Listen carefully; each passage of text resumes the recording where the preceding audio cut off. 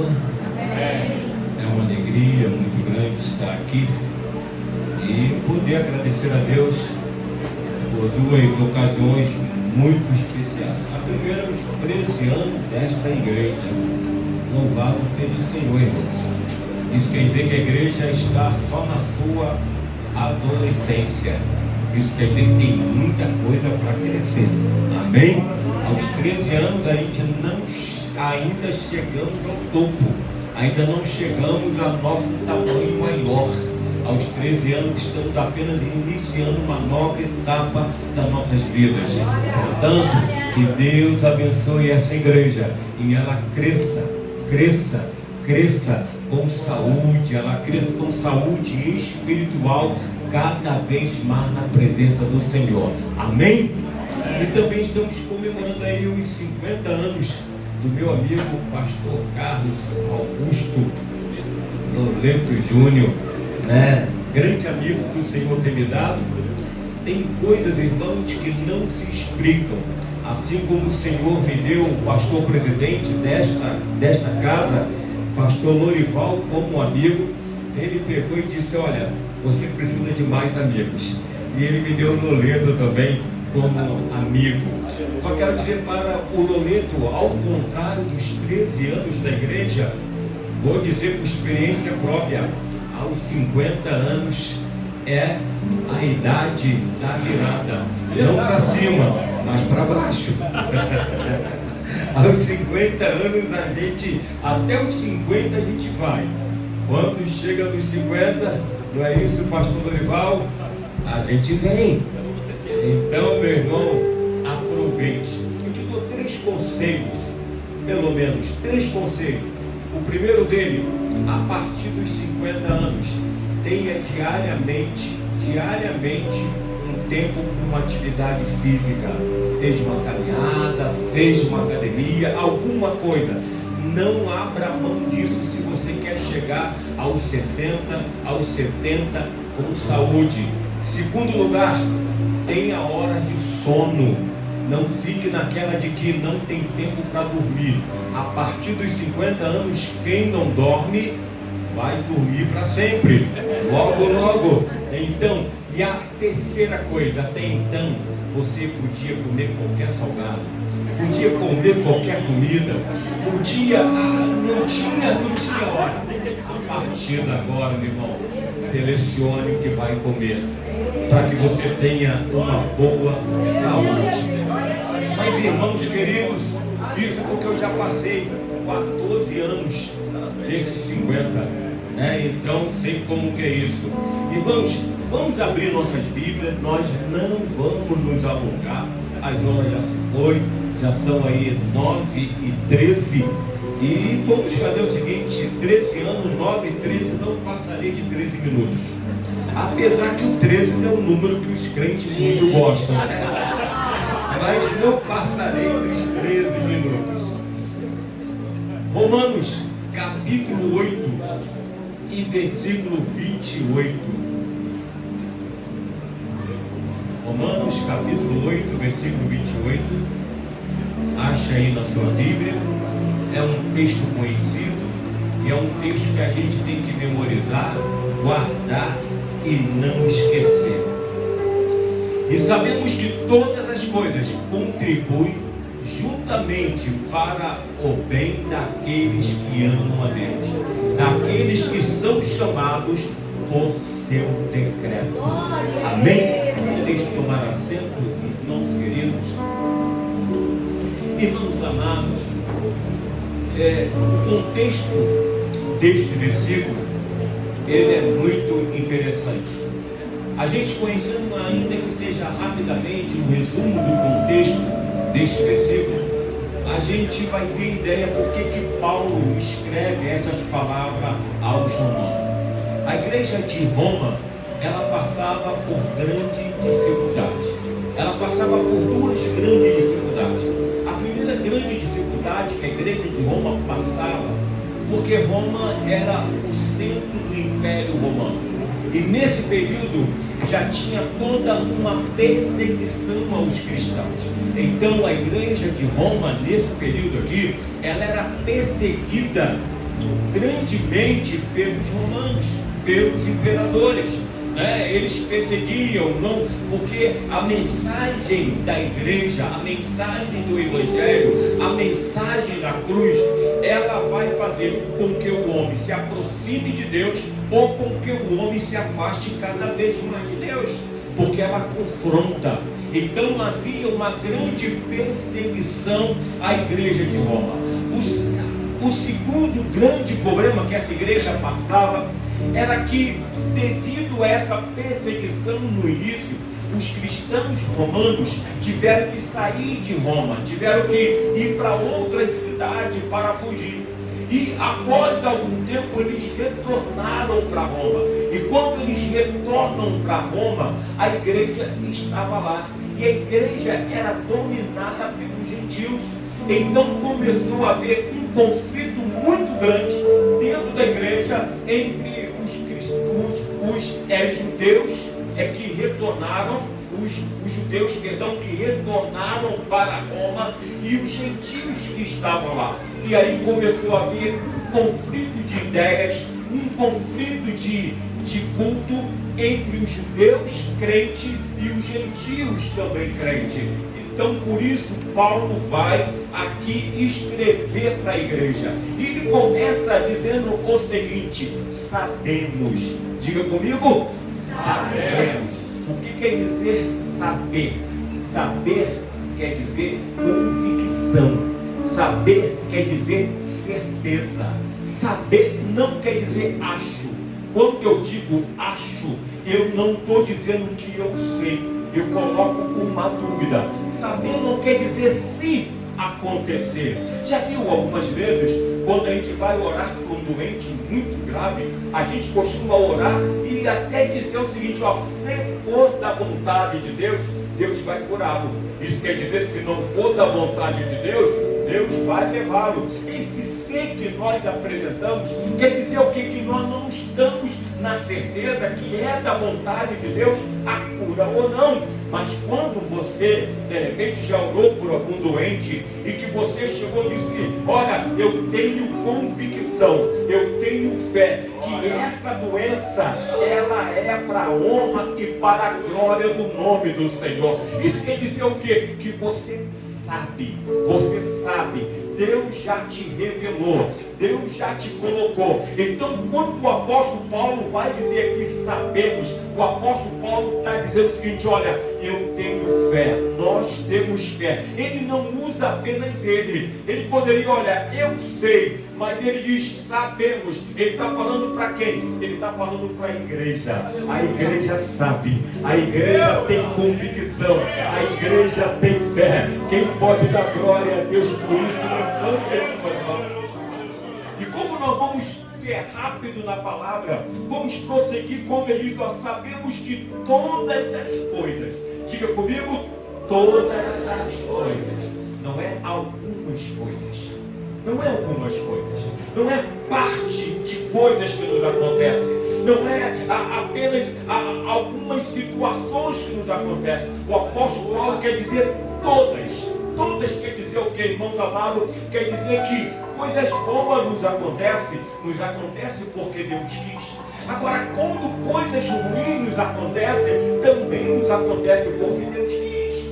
Quem pode dizer amém? Amém. Irmãos, às vezes eu vejo algumas pessoas dizendo o seguinte: olha, Deus abriu a porta, mas o diabo foi lá e fechou. Eu quero dizer uma coisa para você: esqueça o diabo na sua vida, porque qual é a distância do diabo para você? O diabo está em teu derredor. Isso quer dizer o quê? Ele está longe de você, ele está distante de você. A Bíblia diz que ao teu redor estão os anjos do Senhor.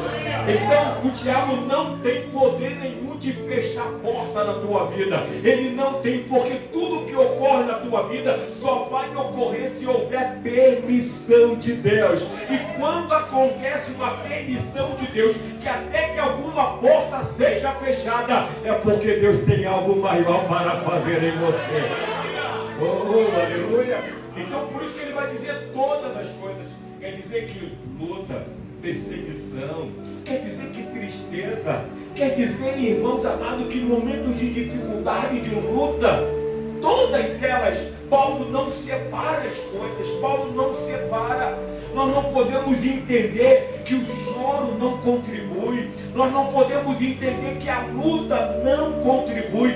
Paulo vai falar que todas as coisas, olha a continuidade do versículo, e sabemos que todas as coisas, o quê? O quê? Contribui. Contribui quer dizer o quê? Cooperar. Não é isso? Contribui quer dizer cooperar. Vocês vieram cooperar com o pastor Loreto hoje. Nós viemos aqui cooperar com ele, né? Os pastores não tinham nenhuma obrigação de estar aqui, mas vieram para cooperar contigo. Vieram para cooperar.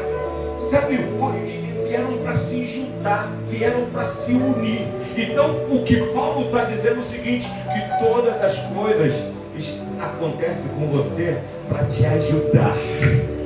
Todas as coisas acontecem com você para cooperar com a tua vida com Deus. Todas as coisas acontecem conosco, irmão, para contribuir com a nossa vida espiritual. Quem crê nisso, levante as suas mãos e dê glória a Deus. E ele continua: contribuir juntamente para o bem daqueles que amam a Deus. Todas as coisas contribuem para o bem. Para o bem. O que é o bem?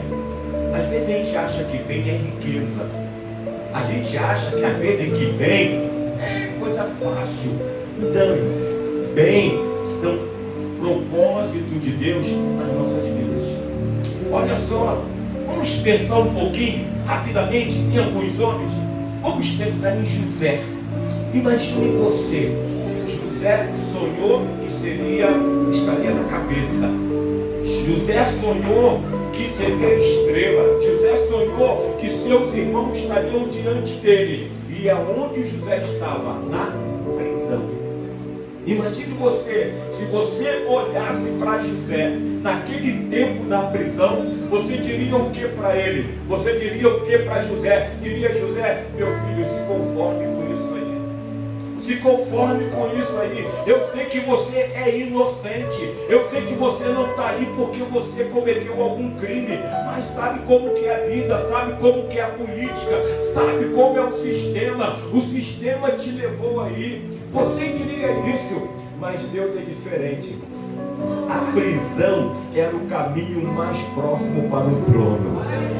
A prisão, imagine como que Deus levaria José para assumir o trono no Egito, o governo no Egito. Como que um hebreu, como que um judeu entraria no Egito assim: agora eu vou ser governador?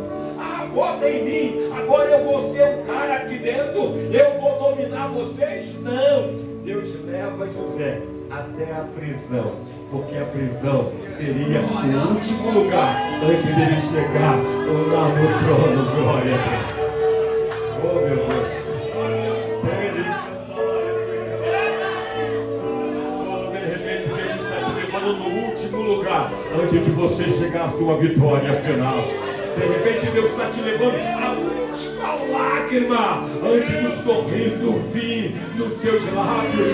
Deus está te levando ao último choro antes de você levantar as suas mãos e dar glória a Deus. Glória a Deus. Aleluia. E aí ele continua: para o bem daqueles que amam. Diga comigo: amam. Tem bênção que é geral, né? Jesus Cristo falou que o sol que nasce para os bons também nasce para os maus, que a chuva que cai sobre os maus cai sobre os bons, dizendo o seguinte: tem bênçãos que é geral. De repente Deus abençoa a sua família, você e toda a família é abençoada, não é mesmo? Deus te dá um novo emprego e a família é abençoada, tem um lar melhor, tem um conforto melhor, ou seja, a bênção foi geral.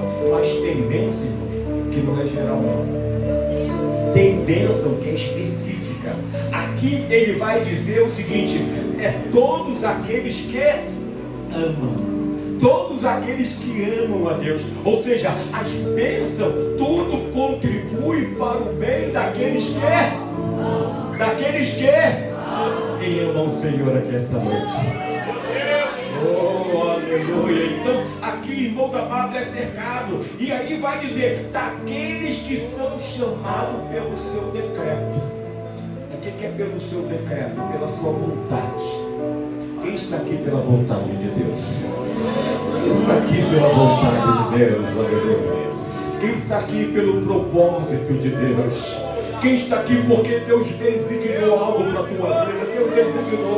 Deus designou algo para a tua vida. A igreja está aqui na terra pela vontade de Deus. A igreja está aqui na terra, irmãos amados, pelo propósito de Deus. Imaginem vocês quantas lutas a igreja passa. Talvez nós em nosso país passamos lutas pequenas. Eu digo para as pessoas que aqui é café com leite a nossa luta.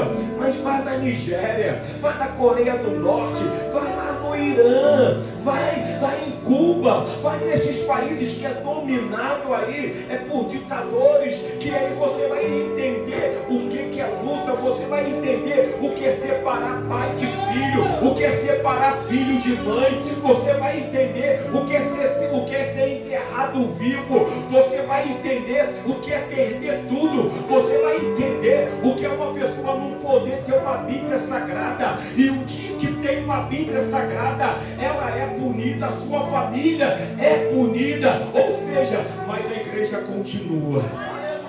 Mas a igreja continua. Mas a igreja continua. Mas a igreja continua porque a igreja tem um propósito aqui na terra. A igreja tem um propósito. Quem tem propósito aqui na terra? Quem tem propósito? Fique de pé nesta hora em nome de Jesus. Você que tem propósito de Deus. Você tem propósito de Deus na sua vida. Você tem propósito, ou você está aqui por estar, ou você está aqui porque você chegou neste lugar e disse, olha, gostei desse lugar, eu vou estar aqui, ou você está aqui porque você sente que Deus tem um propósito na sua vida, Deus tem algo tremendo para realizar.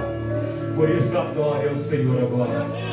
Quem pode adorar ao Senhor, levanta as suas mãos. Quem pode glorificá-lo, levanta as suas mãos e glorifique. Quem pode dizer, eu tenho propósito? Esses 13 anos da igreja nesse lugar, ela já passou por luta, já passou por dificuldade, já passou por perseguição, mas ela permanece alerta, porque, queridos, porque ela tem propósito de Deus aqui nesse lugar, ela tem propósito de Deus nessa vizinhança. Oh, glória a Deus, aleluia. Senhor, meu Deus, estamos aqui, meu Pai amado, rendendo graças a Ti, porque, meu Pai amado, Tu tens propósito, Senhor. Sabemos, meu Pai, que os dias não são bons, sabemos, meu Pai, que enfrentamos dias ruins, dias de luta, dias de perseguição, mas, querido Deus, queremos dizer, meu Pai, que nós cremos, Senhor, tudo contribui para o nosso bem. Tudo contribui para nos aproximarmos de Ti. Tudo contribui, Senhor, para nós sentirmos mais a Tua presença. Em nome de Jesus, quem pode aplaudir ao Senhor? Senhor, que abençoe os irmãos. Pastor Loreto, por favor, eu já lhe enviei lá pelo pedido de oração. Já chegou, senhora. Mas eu vou te deixar aqui para você dar o seu sapato. Eu tinha lá para andar com o seu sapato brilhando. Tá bom assim? Tem que os caminhos mudem, mas a pisada fica boa. Deus abençoe os irmãos em nome de Jesus.